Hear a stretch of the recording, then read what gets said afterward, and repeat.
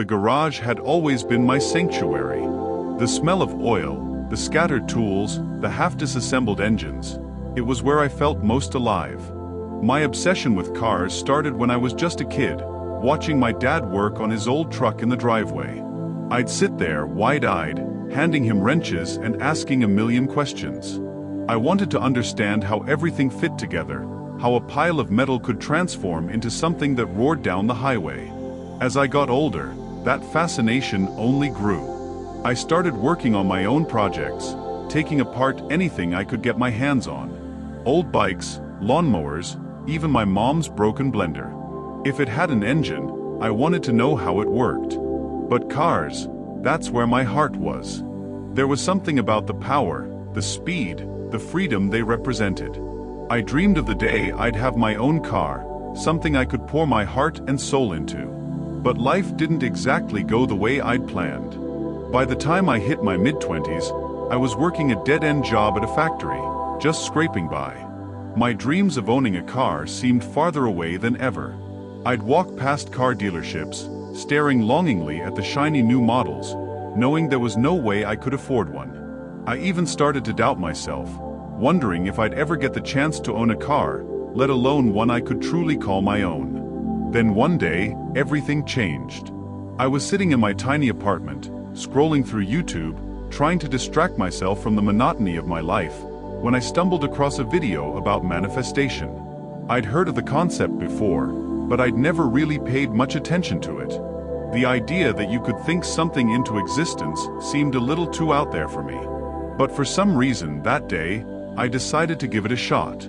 The video talked about how your thoughts and beliefs shape your reality, how you could attract what you wanted by focusing on it with intention.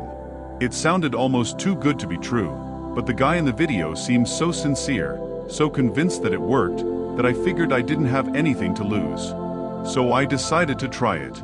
I decided to manifest my dream car. I didn't know exactly what kind of car I wanted, just that it had to be something special. Something I could work on, customize, and make my own. I closed my eyes and pictured it in my mind. I imagined the feeling of the steering wheel in my hands, the sound of the engine purring, the smell of the leather seats. I imagined driving down an open road, the wind in my hair, the sun shining down. I imagined every detail, from the color of the paint to the feel of the gear shift. And I didn't just imagine it once. I did it every day, whenever I had a spare moment.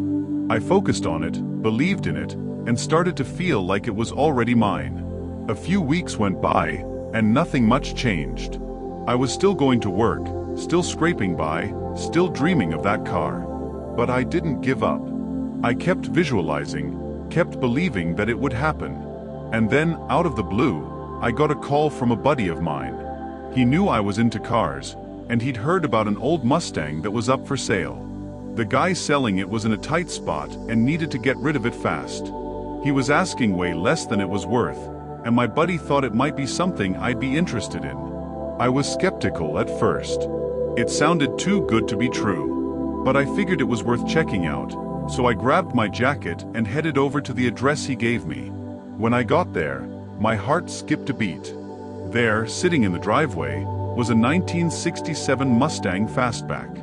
The paint was faded, the tires were worn, and it looked like it hadn't been driven in years. But to me, it was perfect.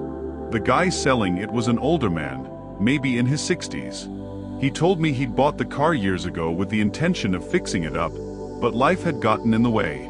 Now he needed the money more than he needed the car, and he was willing to let it go for a fraction of what it was worth. I could hardly believe my luck. I took a closer look at the car, checking the engine, the frame, everything I could think of. It wasn't in great shape, but I knew that with some work, it could be something amazing.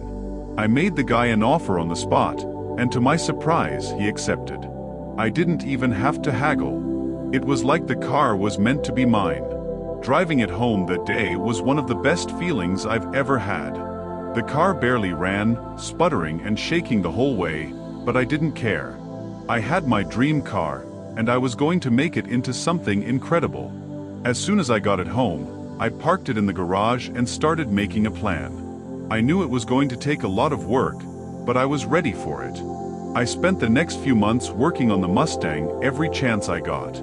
After work on weekends, late into the night, I was obsessed. I replaced the engine, fixed the transmission, and gave it a fresh coat of paint. I worked on the interior, replacing the seats, the dashboard, everything that needed attention. It was a labor of love, and every time I made progress, it felt like a victory. There were days when I was exhausted, when I wondered if I'd bitten off more than I could chew. But then I'd remember the vision I'd had, the way I'd imagined this car, and it would give me the motivation to keep going. I was creating something special, something that was more than just a car. It was a symbol of everything I believed in, of the power of manifestation and the ability to make your dreams a reality. When I finally finished the project, I couldn't believe what I'd accomplished. The Mustang looked brand new, like it had just rolled off the assembly line. The engine purred like a dream, the paint gleamed in the sunlight, and the interior was perfect.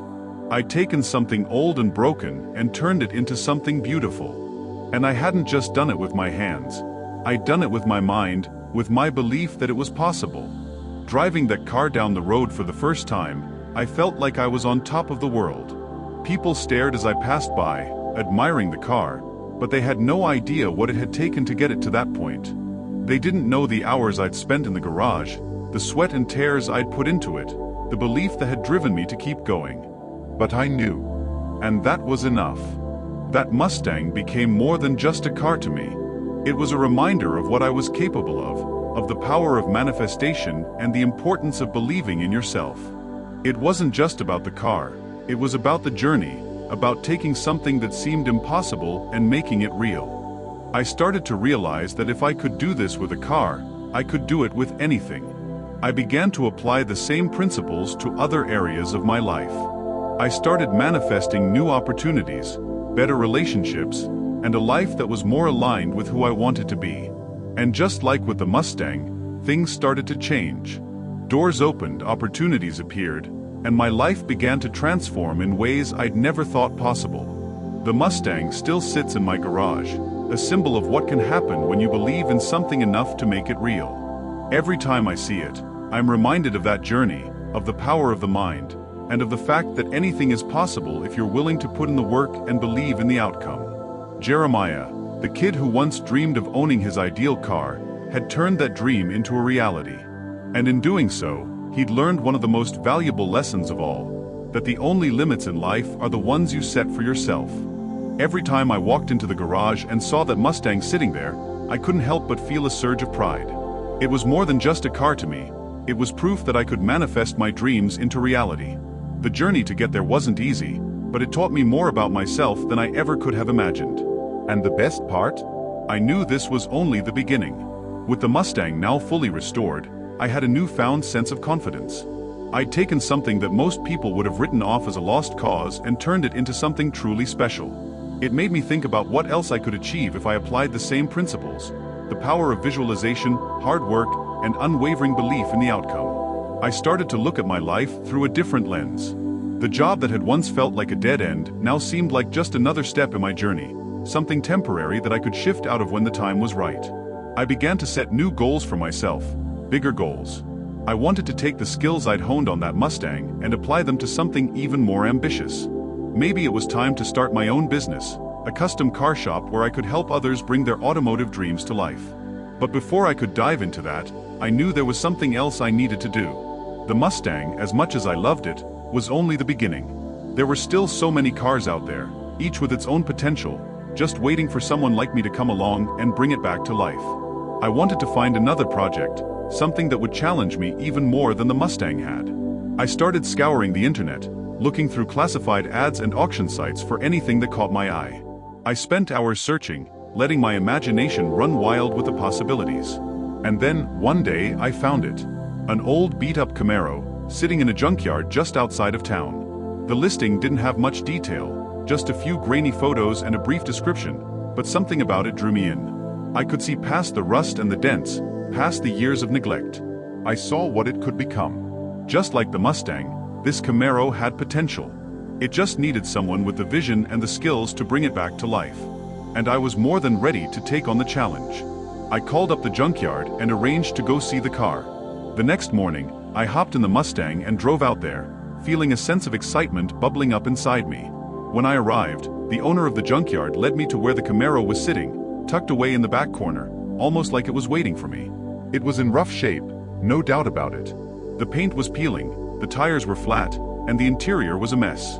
But as I walked around it, inspecting every inch, I could see the potential shining through. The frame was solid, the engine, though old and worn, had a lot of life left in it, and the overall structure was surprisingly intact. This car had a story, and I wanted to be the one to give it a new chapter. I negotiated with the owner, managing to get the car for a steal. It was clear that he didn't see the same potential in it that I did, and I wasn't about to argue with that.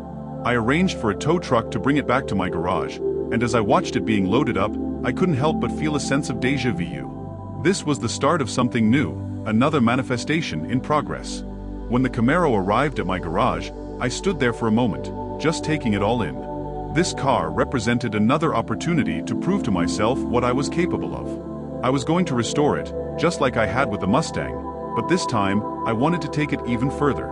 I wanted to push my skills to the limit, to create something that would truly stand out. I got to work right away, taking apart the engine, stripping the old paint, and cleaning out the interior. Every step of the process was a challenge, but it was a challenge I welcomed. I wasn't just fixing up a car, I was honing my craft, learning new techniques, and improving with every turn of the wrench. There were days when it felt overwhelming, when I wondered if I'd taken on more than I could handle. But then I'd remember the feeling of driving the Mustang for the first time, the satisfaction of seeing it transformed from a rusted hunk of metal into a work of art. That memory kept me going, reminding me of what was possible if I stayed focused and kept believing in the outcome. As the weeks turned into months, the Camaro slowly started to take shape. The engine roared to life after weeks of painstaking work. The body was sanded down and repainted a sleek midnight blue, and the interior was completely redone with leather seats and a modern dashboard. Every time I finished a new part of the project, I felt that same sense of pride and accomplishment that I'd felt with the Mustang. But this time, it was different. This time, I wasn't just doing it for myself. I was doing it to prove something, to show that the power of manifestation wasn't just a one-time thing. It was a way of life, a mindset that could be applied to anything. And as the Camaro neared completion, I knew that I was on the right path. The day finally came when the Camaro was ready to hit the road. I'd been working on it for almost a year, and now it was time to see it in action. I opened the garage door, feeling a rush of excitement as sunlight poured in, illuminating the car. It looked even better than I'd imagined. Sleek, powerful, a true testament to what hard work and belief could achieve.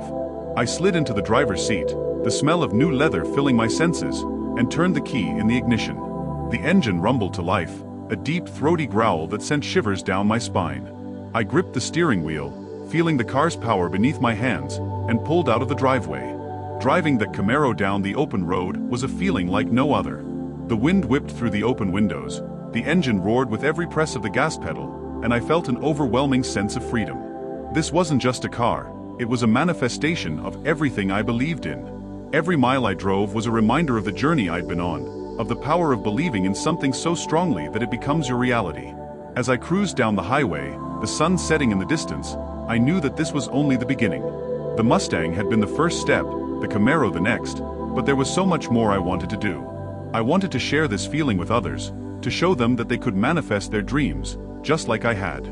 Maybe it was time to start that custom car shop after all, to help others bring their automotive visions to life. But for now, I was content to just enjoy the ride. I'd come a long way from that kid who dreamed of owning his own car, and I knew that I was capable of so much more. The road ahead was wide open, and I was ready for whatever came next. As the miles flew by and the stars began to twinkle in the night sky, I couldn't help but smile. I'd manifested my dream car, and in doing so, I'd manifested a new life for myself. A life where anything was possible, where the only limits were the ones I set for myself.